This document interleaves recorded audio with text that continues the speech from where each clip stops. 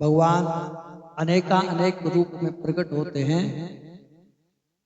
जब नारद जी अनेक प्रकार के प्रश्न पूछते हैं अपने पिताजी से, तो ब्रह्मा जी उनको अन्य अन्य कथाएं सुनाते हैं।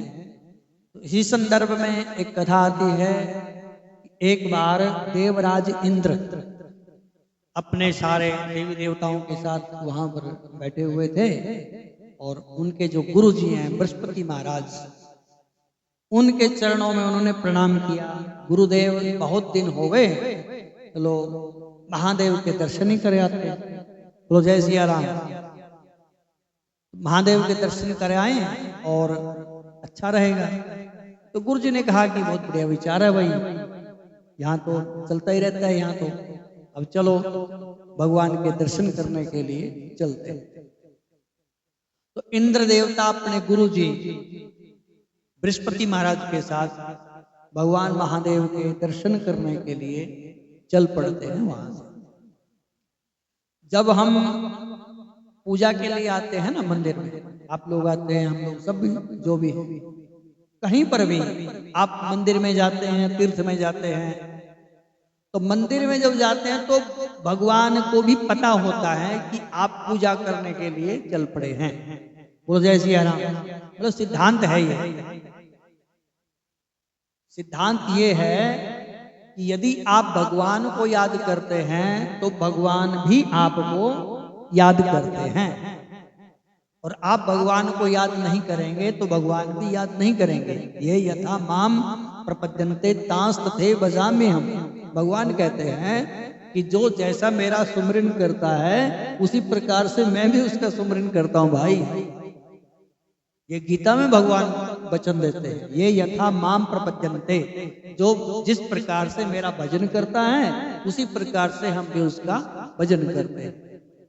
तो यदि हम भगवान की पूजा के लिए घर से चलते हैं तो भगवान को भी पता चल जाता है कि पूजा के लिए कोई भक्त हमारा आ रहा है। बोलो जय सिया राम।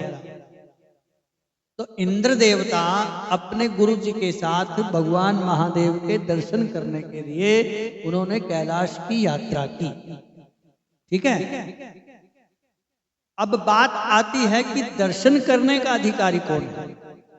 अब डोलू उठा के तो सब चलते हैं, डोलू लोटा गंगा जल लेकर तो सब चलते हैं ना। दोहा नहीं हम बोलते, उसमें बड़ा सुंदर दोहा है कि राम राम सब कोई कहे, ठग ठाकुर और चोर। जो चोर है ना, चोरी करने के लिए जाता है तो क्या बोल के जाता है भगवान को? भगवान को बोलेगा ना वो कुछ? ऐसा नहीं है चोर बोलेगा नहीं, वो बोलेगा हे प्रभु आपकी कृपा है, बस है बढ़िया सा काम हो जाए, थोड़ा बहुत अंश आपको मिल जाएगा। बोलो जय सिया राम। मैं आपको ये नहीं बता रहा हूं कि चोर आएगा साइकिल उठा करके ले जाएगा वही चोर है। जो करोड़ों रुपए का घपला करते हैं वो भी वही है इसमें, उसी की बात बता रहा हूं। थोड़ा बहुत बांट दिया और बाकी अंदर डाल दिया। तो वो भगवान को याद नहीं करते क्या? वो गौदान नहीं करते क्या? है? वो हवन यज्ञ नहीं करते क्या? वो तीर्थ यात्रा नहीं करते? वो कुंभ में स्नान नहीं करते? जाके सब करते हैं। तो इसलिए महात्मा कहते हैं कि राम राम सब कोई कहे, ठग ठाकुर और चोर, बिना प्रेम रीझे नहीं सांवरिया चित चोर। भगवान के प्रति प्रेम होना चाहिए, ठीक है? और नहीं तो पूजा करी जाओ, डल्लू उठा के चले हर हर महादेव, चाहे पूरा पाइप लगा दो भगवान महादेव के ऊपर नलके में से, हैं? ठीक है? बोलो जय सिया राम। कथा समझ में आ रही है बहन जी? हाँ, कथा को ठीक से समझना आप, हम क्या कहना चाह रहे हैं। तो भगवान के दर्शन करने का अधिकारी कौन है, ये बात देखने की है बस। क्या हमारे अंदर, अब गीता के जो 12वां अध्याय है ना, उसमें देखो एक बात है, हम भगवान को चाहते हैं, ठीक है, भगवान हमको अच्छे लगते हैं, तो क्या हम भी भगवान को अच्छे लगते हैं? और यदि हम भगवान को अच्छे लगते हैं तो उसके लक्षण बताए गए कि भगवान को कौन आदमी अच्छा लगता है। वो कल बता देंगे आपको, पूरा उसमें एक चैप्टर है 12वें गीता में, 5-6 श्लोक है। जब अर्जुन को भगवान बताते हैं अद्वेष्टा सर्वभूतानां, जो किसी से भी द्वेष नहीं रखता है, जो मिल जाए उसी में संतुष्ट रहता है, हैं? कोई चर्चा चुगली किसी की नहीं करता है। ऐसे ऐसे लक्षण बताए गए हैं उसमें कि जो ऐसा व्यक्ति होता है तो भगवान फिर उसके पीछे पीछे दौड़ते हैं। तो भगवान करने का, भगवान के दर्शन करने का अधिकार उस व्यक्ति को है जो शास्त्रीय मर्यादा के अनुसार अपना जीवन जीता है, जो बताएगा, जो विधि और निषेध का पूरा ख्याल रखता है। तो उसमें जब हम, अब गुरु जी होते हैं रास्ता बताने वाले, गुरु जी क्या करते हैं, मार्गदर्शन करते हैं, भाई ऐसे करो, ऐसे करो, ऐसे चलो, ये कर लो, वो कर लो, ये मत करो, यही बताएंगे ना गुरु जी। यदि उसके अनुरूप हमारा जीवन होगा तो ठीक होगा, बढ़िया होगा, और हम अपने लक्ष्य तक पहुंच भी जाएंगे। और यदि गुरु जी की ही नहीं मानेंगे तो फिर कहाँ काम चलेगा। तो जो रास्ता बताने वाला होता है वो आगे होना चाहिए, ठीक है, और रास्ता पूछने वाला पीछे पीछे चले, जिसको पता वो आगे आगे चले। तो इंद्र जब भगवान के दर्शन करने के लिए चला ना, तो उसने यही गड़बड़ कर दी, बस गुरु जी को पीछे कर दिया और अपने आप आगे होकर के चल पड़ा। और जब आगे होकर के चला तो भगवान महादेव ने सोचा भी विचार तो अच्छा था, आने का, दर्शन करने का विचार तो अच्छा था, लेकिन विधि ठीक नहीं है। बोलो जय सिया राम। विधि से काम होना चाहिए ना कोई भी। तो गुरु जी को पीछे कर दिया, आप आगे के दौड़ पड़ा। तो गुरु जी को आगे रखना चाहिए था, गुरु जी बताते ऐसे चलो, ऐसे चलो। तो महादेव को पता चल गया कि ये अब दर्शन करने का अधिकारी नहीं है, उद्दंड है बड़ा ये, इसने गुरु जी को पीछे कर दिया। और संत महात्मा के दर्शन करने के लिए जब जाना हो तो अहंकार का तो लेश मात्र भी नहीं होना चाहिए। यही होना चाहिए कि हम भगवान की कृपा से यहाँ तक पहुंच रहे हैं, हमारा कोई बल नहीं है, हमारे अंदर इतनी बुद्धि नहीं है, हमारे अंदर इतनी ताकत नहीं है कि हम यहाँ तक आ जाएं। वो तो भगवान कृपा करें तब जाकर के कोई शुभ कर्म जीव से होता है। आप भजन भी बोलते हैं, मेरा आपकी कृपा से सब काम हो रहा है, करते हो तुम कन्हैया, मेरा नाम हो रहा। हम तो केवल नाम के हैं, हम तो काम तो भगवान ही करते हैं। तो संत मिलन को चालिए तज माया अभिमान। जब संत और भगवान के दर्शन करने के लिए जाते हैं ना, तो सब प्रकार के द्वेष, छल, कपट, माया, अभिमान, अहंकार सबका छोड़ दो। एक साधारण से भी साधारण बन करके वहां जाइए, तब दर्शन का लाभ मिलेगा। बोलो जय सिया राम। संत मिलन को चालिए तज माया अभिमान, ज्यों ज्यों कदम आगे बढ़े कोटि यज्ञ समान। एक एक करोड़ यज्ञों का फल प्राप्त होता है उसको जो अभिमान को और माया का परित्याग करके भगवान के दर पर जाता है। तो इंद्र चला तो भगवान को पता लग गया। भगवान ने सोचा चलो इसकी परीक्षा ले लेते हैं। तो भगवान महादेव अपने जो वेशभूषा थी, पहचान थी जो, मतलब भगवान ने छुपा दी। भगवान महादेव के ना गले में सर्प है, हाथ में डमरू होता है और त्रिशूल और ये वो सब भगवान ने छुपा दिया। और एकदम अद्भुत बाबा बन करके नंग धड़क होकर बड़ी शिला चट्टान के ऊपर बैठ गए वहां, जैसे कोई साधारण महात्मा बैठा हो। तो गुरु जी पीछे आ रहे थे, इंद्र आगे जा रहा था। तो इंद्र ने सोचा कि कोई बाबा बैठा है तो इससे थोड़ा पूछ लेते हैं कि भगवान है यहाँ पे। तो इंद्र ने बाबा से पूछा, बाबा जी भगवान महादेव हैं? महादेव तो साक्षात बैठे थे वो तो बैठे, उन्होंने आंखें नहीं खोली। फिर बोला, बाबा जी भगवान हैं? तो फिर नहीं बोले वो।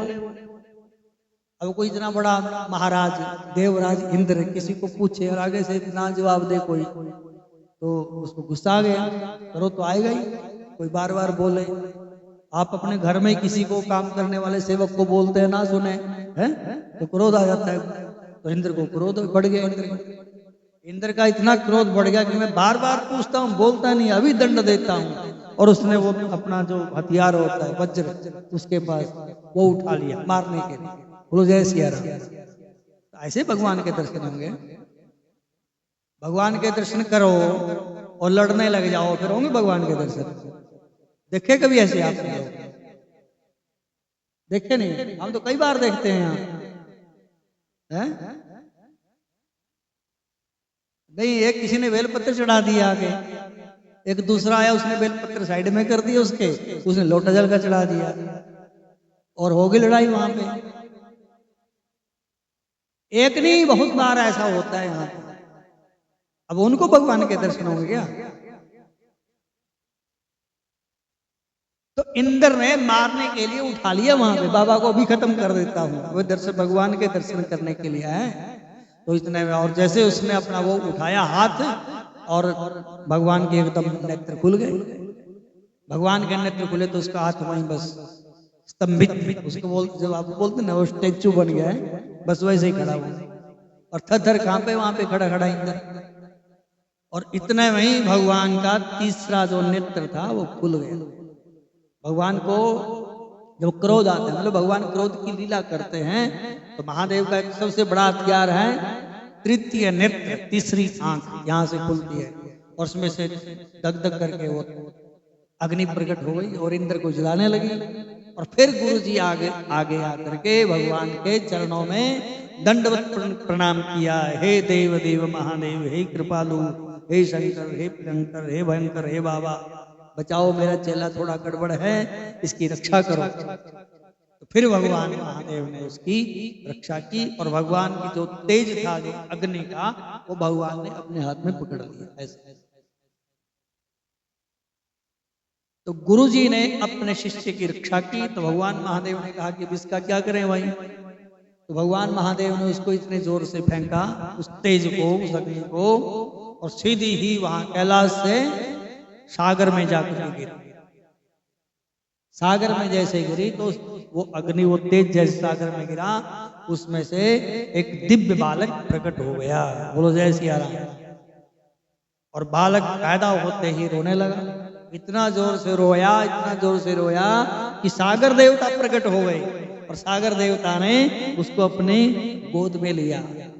ब्रह्मा जी को याद किया, ब्रह्मा जी प्रकट हुए, ब्रह्मा जी ने अपनी गोद में ले लिया उस बालक को और उस बालक को लेकर के गोद में उसको ऐसे हिला रहे थे। तो बालक ने देखा कि बाबा जी की दाढ़ी बड़ी बड़ी है, तो उसने दोनों हाथों से दाढ़ी पकड़ करके ब्रह्मा जी खींच ली। बोलो जय सिया राम। बच्चे को गोद में लेते हैं ना हैं? तो कभी आपके बाल खींचेगा, कभी नाक खींचेगा, कभी कान खींचेगा, वो ऐसे ही होता है।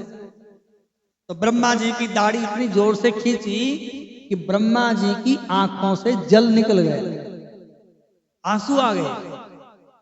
तो ब्रह्मा जी वहां उसका नामकरण करते हैं कि इस बालक ने हमारे नेत्रों से जल निकाला है, इसलिए हम इसका नाम रखते हैं जलंधर।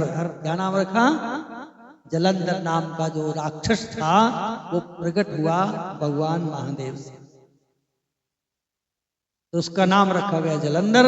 और जलंधर देखते ही देखते महादेव का अंश है, एकदम सभी कलाओं में संपूर्ण हो गया, वेद विद्या का अध्ययन हो गया बैठे बैठे।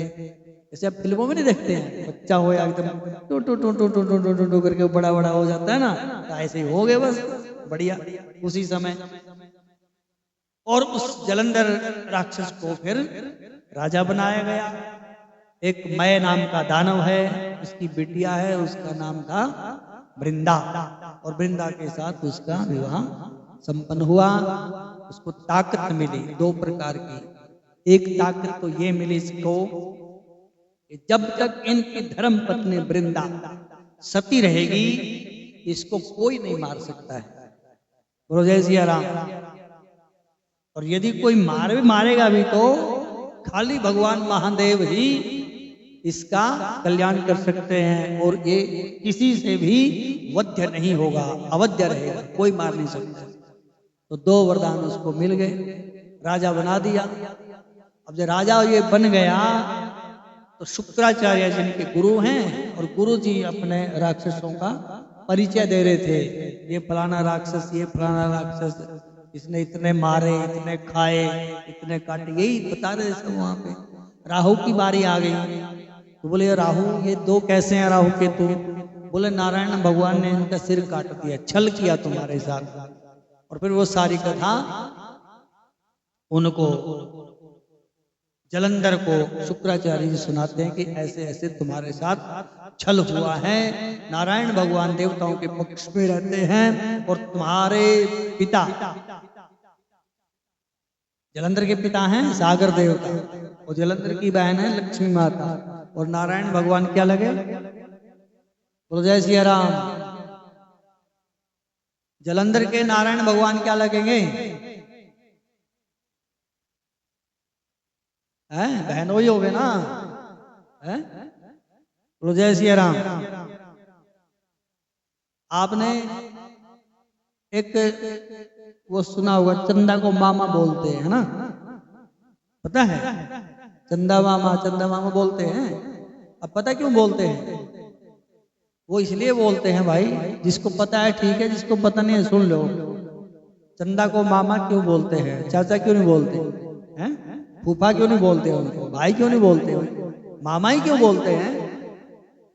बोलो जय सिया राम। तो चंद्रमा भी सागर से प्रकट हुए हैं, ठीक है? चंद्रमा के पिताजी हैं सागर देवता और लक्ष्मी भी सागर से प्रकट हुई है। तो लक्ष्मी सागर से प्रकट हुई तो लक्ष्मी हमारी माता है। बोलो जय सिया राम। और चंद्रमा जी सागर से प्रकट हुए तो चंद्रमा लक्ष्मी के भाई हैं। तो लक्ष्मी हमारी माता होगी और माता जी के जो भाई होते हैं वो क्या होते हैं?